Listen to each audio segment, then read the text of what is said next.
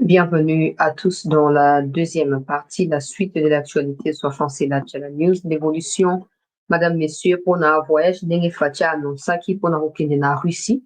Mais vous permettrez qu'avant d'aborder le sujet autour de Makamboya Russie, n'a pas de Makamboya Colette Brackman, ou à Sali Buzz, dans les médias rwandais, les lots, tout ça. Mais oui, elle a démenti ce qu'elle avait dit. En fait, elle vient de faire ce qu'elle a appelé elle-même, que je considère que je considère pour un mélange de choses qui ne représentent absolument rien la vérité, mais elle appelle ça mise au point. Donc, elle a dit que c'est une mise au point par rapport à ce qui s'est passé, ce qui s'est dit et par rapport à ce qui est vrai. En tout cas, par rapport à elle. Il y a aussi son média, Le Soir, qui a aussi fixé l'opinion sur sa sortie contradictoire à ce qui a été dit au sein de l'enquête de Forbidden Stories. Je vais commencer par prendre d'abord l'article de Le Soir et après, j'irai prendre ce que Brightman appelle mise au point. Et puis, on va passer au sujet du jour. De continuer pour liker l'émission, pour s'abonner massivement à CT News.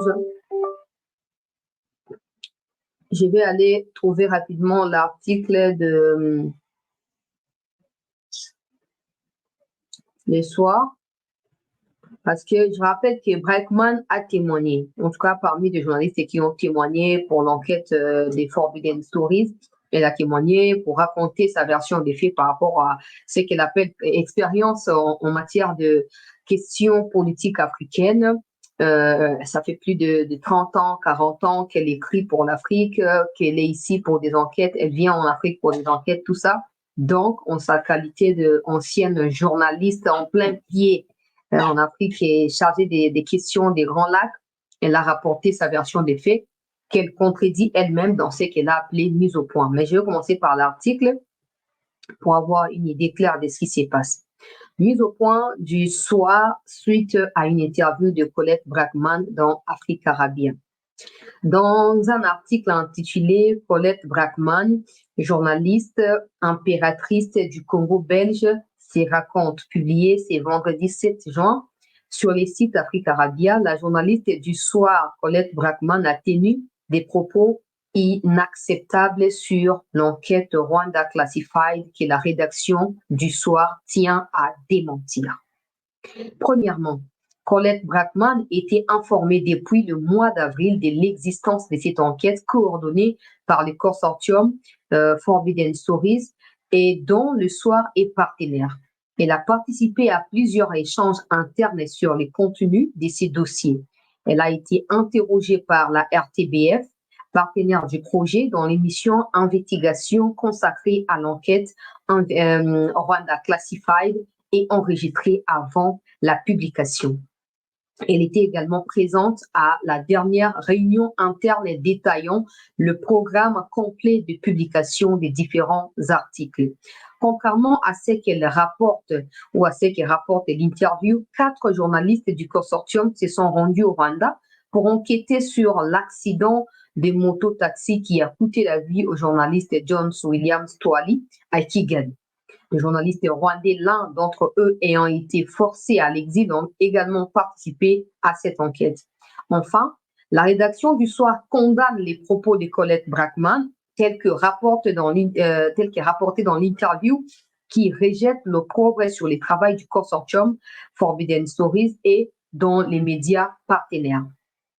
Forbidden Stories fait un travail remarquable depuis plusieurs années pour poursuivre les enquêtes de journalistes menacés, emprisonnés ou assassinés.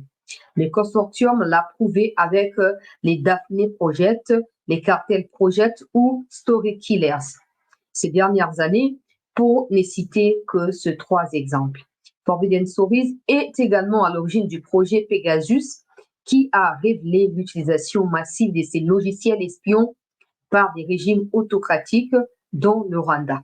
Un projet qui a reçu le prix Daphne Caruana Galizia 2021 du Parlement européen. Le professionnalisme et la rigueur journalistique des Forbidden Stories et des médias partenaires ne sont plus à démontrer et ne peuvent être remis en cause sans fondement. Le Soir maintient d'ailleurs l'intégralité des articles publié dans les cadres d'enquête Rwanda Classified avec le concours de tous les partenaires.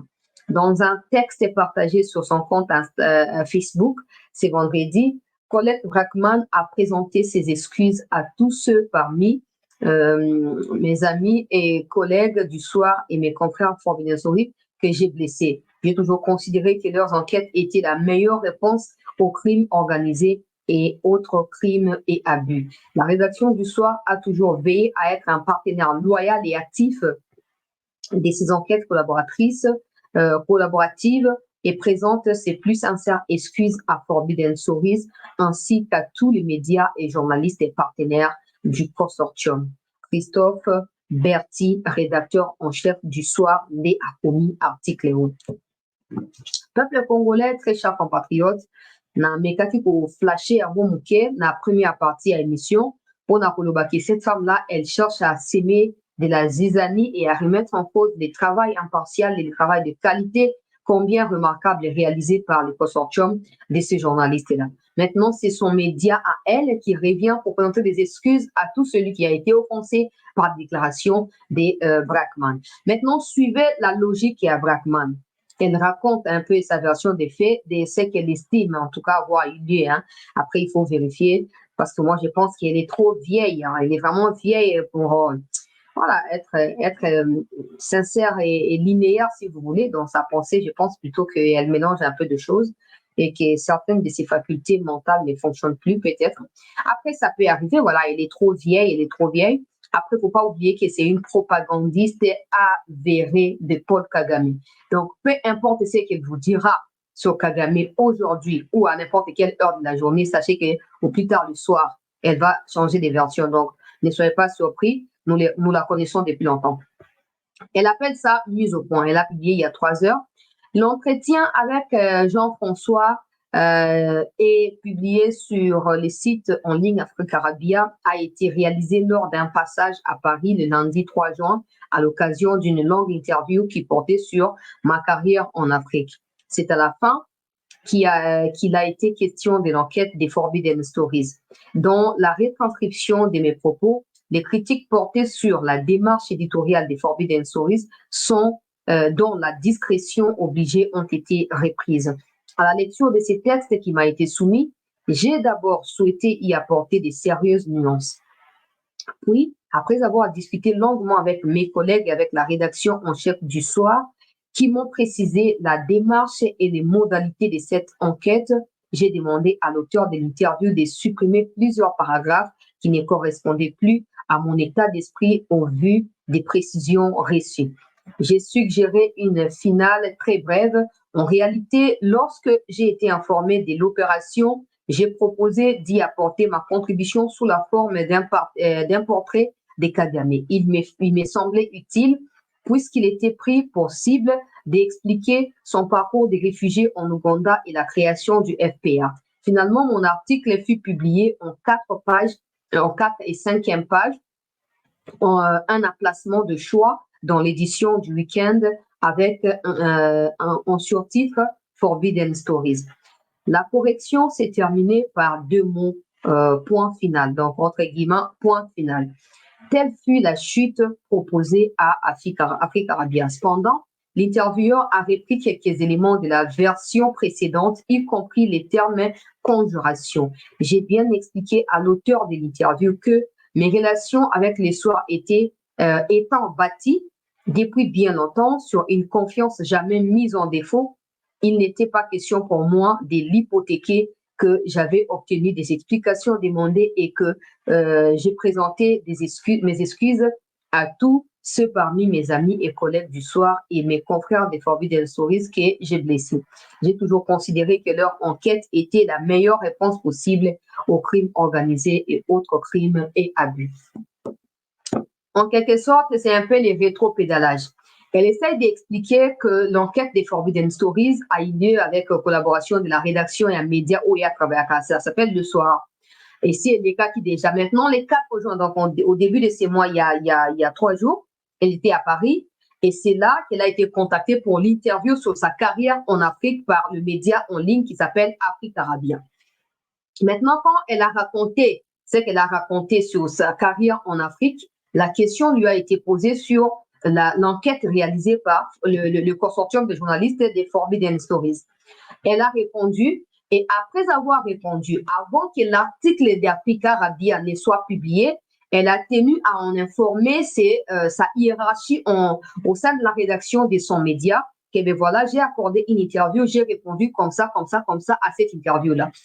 Et quand elle a contacté sa hiérarchie lui a répondu que tel mot ou tel paragraphe, tu dois les retirer parce que l'objectif de l'article d'Africa Rabia, c'est de contrecarrer ou de contredire l'enquête de Forbidden Stories dans laquelle tu as pris part. Donc, il faut que tu retires rapidement.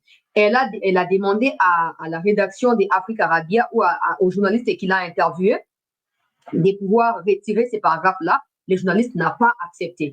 En quelque sorte, elle essaye de dire que ce n'est pas de sa faute. Elle ne savait pas que l'article qui était écrit par le média Africa Rabia avait pour objectif de contredire ou de salir l'image des journalistes qui ont enquêté pendant plusieurs années sur la question de la répression sanguinaire et autre chose au niveau du Rwanda. Donc, elle essaye d'apaiser la tempête qu'elle a elle-même suscitée ou créée depuis ce matin parce que dans les médias rwandais, on entend que parler de ça. Elle est revenue au money, on l'avait payé, maintenant elle a fini l'argent là-bas. Elle est sincère, ça c'est l'expert, tout ça. On sait qu'elle n'aime pas Tshisekedi. On sait que tout ce qui est Tshisekedi est anti-Brackman maintenant. Le roi Lugarba interview, il y a Afrique, n'a jeune Afrique, na ba Afrique Arabia wana bango tu ba ndenge mo so ba luki parce qu'Afrique Arabia c'est un peu même en fait même organisation ou même structure avec des jeunes Afrique tout ça. Alors ba luka ba interview na Tshisekedi bazorate so ba occasion pour descendre Tshisekedi ba hésite à rater. Alors si elle savait, elle s'est mise dans les pépins elle-même. Si elle ne savait pas, ça arrive qu'elle puisse déclarer des choses.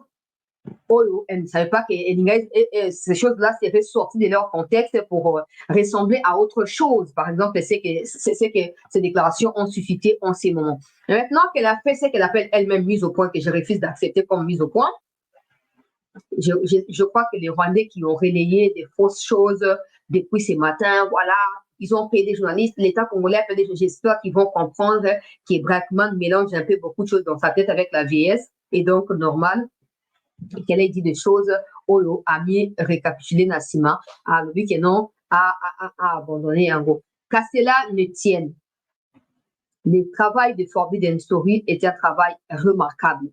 Ce que vous avez marqué, dans le niveau, c'est parce qu'il va réussir à toucher cible na bango. C'est parce qu'ils ont réussi à toucher là où tout le monde refusait de toucher, là où tout le monde avait peur de toucher. Maintenant, les choses ne vont plus normalement au Rwanda. Tout est remis en cause, la candidature de Kagame, les soutiens pour sa candidature au niveau occidental et ses partenaires d'il y a quelques jours en arrière, tout est remis en cause. J'espère qu'avec probable visite à Fatitope, le voyage en Russie, pour renforcer les relations et pour coûter cher dans les occidentaux par rapport à la place où ils ont occupé dans le Congo et pour changer rapidement pour l'élection dans le mois de juillet.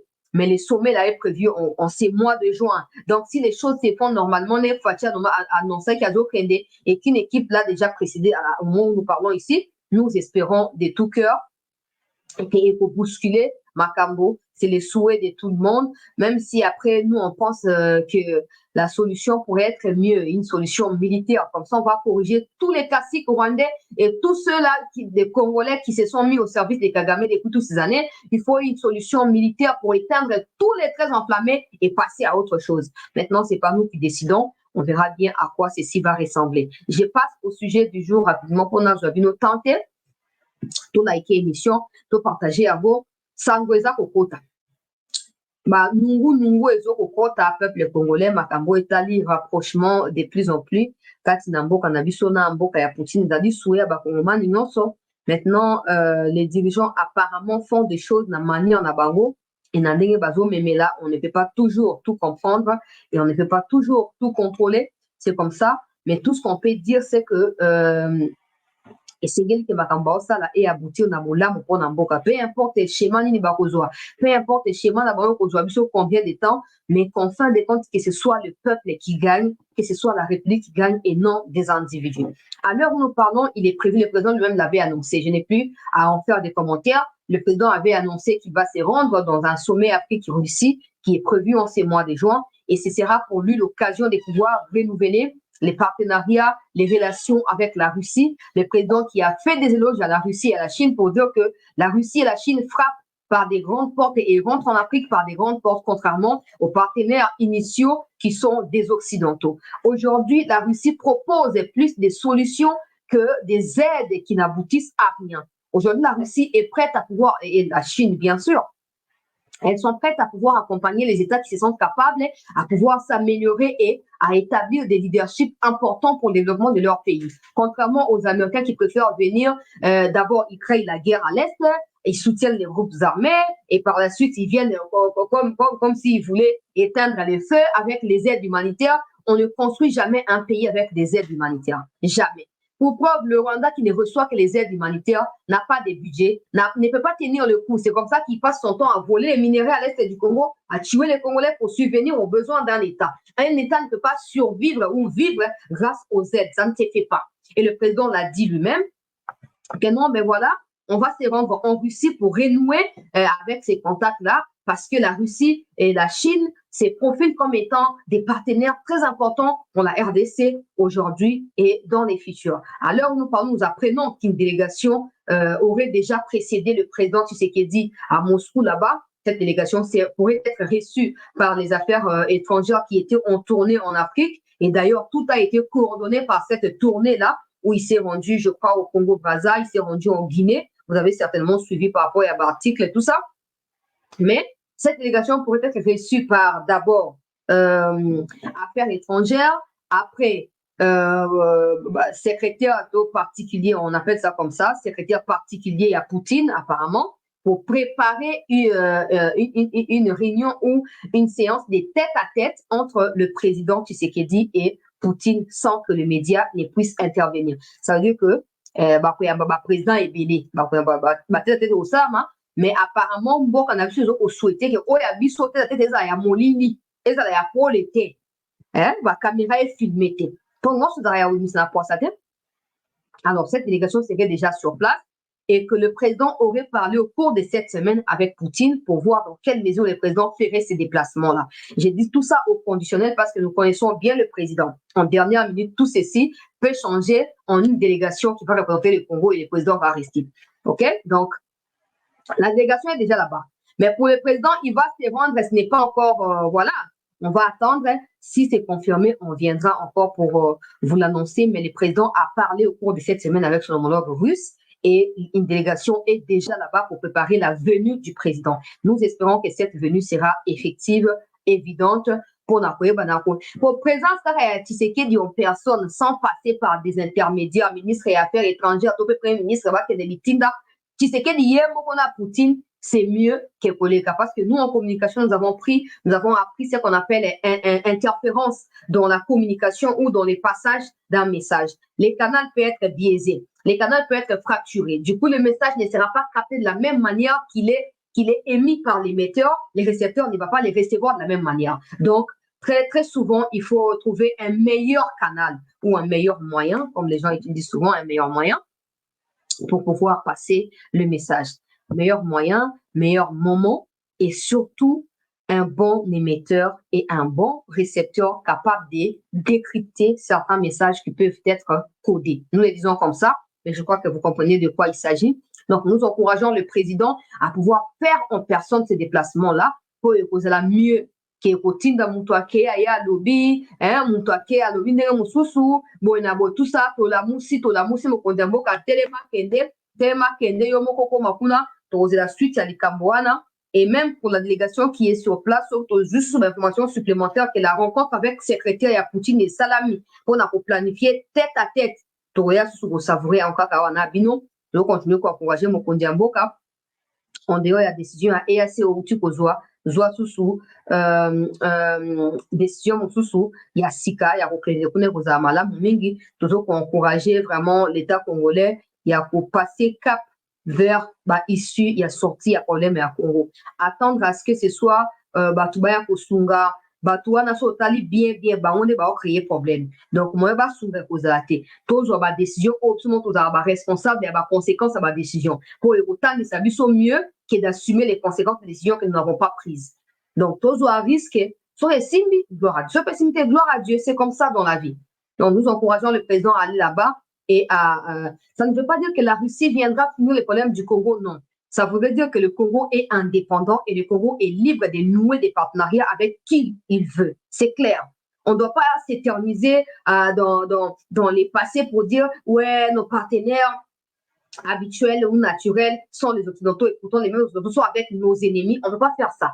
On ne peut pas faire ça parce que c'est là de la faiblesse de notre part. On ne peut pas faire ça. Il faut qu'on prenne des décisions courageuses, peu importe les risques qui courent nos décisions, prenons ces décisions-là. Et quand les risques et là où les conséquences tomberont, on les assumer à cœur ouvert parce qu'on saura qu'il y a toujours qui risque de se monter une dimension conséquences. Donc, nous encourageons le président à s'y rendre.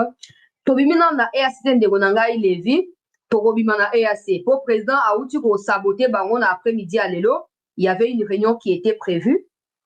Le président a refusé d'y prendre part et a menacé de quitter l'EAC et même l'ordre du jour où la réunion était censée mettre à tête de l'EAC une secrétaire qui est une Kenyane, secrétaire de l'EAC, mais la réunion a été reportée parce que la RDC n'a pas pris part à cette réunion-là. Le président Tshisekedi attend des explications de William Ruto qui a dit clairement aux États-Unis que le problème du M23 est un problème entre Congolais et que le Rwanda n'a pas de responsabilité face à cela. Le président n'a pas apprécié et le président ne compte pas s'arrêter à la non-appréciation, mais il compte prendre des décisions qui coûteront cher aux pays membres de l'EAC qui ont fermé la bouche face aux attaques de William Ruto. Donc, merci à tous d'avoir suivi. Deuxième partie, tout continuer pour la makambo pour la makambo ya malanga ba dossier za clarté trop bizarre. Trop bizarre parce que bon, une légèreté avec laquelle Batona Bakoti na kati appel des nations, on a l'impression que ces fameux conseillers de l'ancien DG de l'ANER auraient joué un rôle important dans la facilitation. Il y a accès à Batouana, Bisika, Ezali, symbole, il y a unité, paix et indépendance et à Congo. Donc, nous espérons que, et puis, il ne faut pas confondre, il ne faut pas croire que, Sayan de Baroun Kamosukite. En dehors, il y a Sayan. Il y a des gens qui ont participé à des réunions. Il y a des gens qui ont contribué ou qui ont cotisé pour acheter des armes, pour acheter des drones, qui ont pris part à certaines réunions à caractère, il y a atteinte à la sûreté de l'État.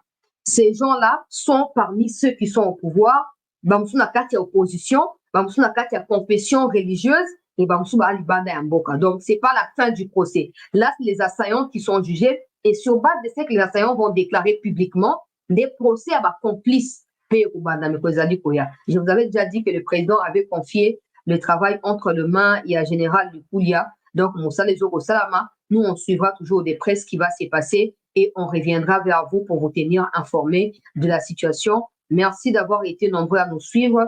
Merci d'avoir suivi les procès des assaillants. En tout cas, c'est toujours sur YouTube. Hein. Allez, si vous n'avez pas suivi, allez sur YouTube, vous allez retrouver l'intégralité. Vous allez suivre et vous serez à la page en attendant la semaine qui va débuter. Ce sera le vendredi prochain pour une nouvelle audience au niveau de la prison de Ndolo. Voilà. Merci à tous et très bonne suite des soirées.